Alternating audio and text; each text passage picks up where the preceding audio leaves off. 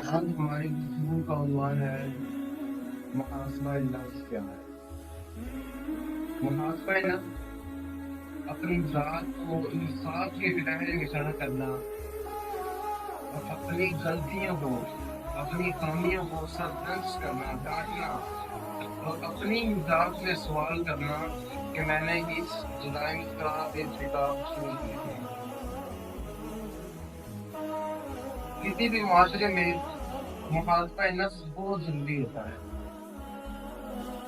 جس دور میں ہم جی رہے ہیں یہاں اس بات کو پسے پشت ڈال کر دوسروں کے عیب تلاش کرنے لگے۔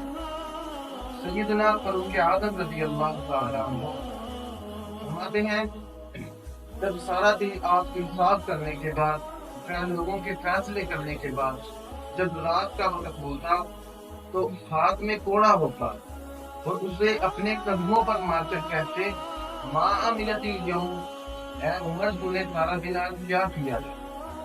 یہ ہمارے اسلاف کا طریقہ کار تھا، محاسبہ نفس کا۔ یہ وقت ہے محاسبہ نفس کرنے کا، ہمیں اپنا محاسبہ نفس کرنا چاہیے۔ سیدنا فاروق اعظم رضی اللہ تعالیٰ عنہ فرماتے ہیں حاسبوا انفسکم ان قبل تحاسبوا، کہ اپنا احتساب کیا کرو، اپنا محاسبہ کیا کرو لیکن تمہارا احتساب کیا جائے۔ لیکن کوئی ہمارا احتساب کرے تو ہمیں پہلے اپنا احتساب کرنا چاہیے۔ ماہ رمضان المبارک کا عظیم مقدس مہینہ ہے، کیا ہم نے اس مہینے کے احترام کو ملحوظ رکھتے ہوئے کیا ہم نے اس کے حق کو ادا کیا؟ کیا ہم نے اس مہینے میں نمازوں کی پابندی کی ہے؟ کیا ہم نے اس مہینے میں قیام کیا، قرآن کی تلاوت کا حق ادا کیا ہے؟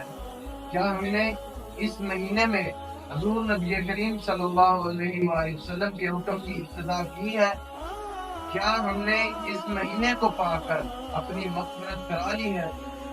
کیا ہم نے واقعی حقیقت میں روزہ رکھا ہے؟ تو سوچئے، غور و فکر کیجئے، کیا ہم نے اپنا محاسبہ نفس کیا ہے؟ اللہ ہم سب کو اپنا محاسبہ نفس کرنے کی توفیق عطا فرمائے۔ وما علینا الا البلاغ۔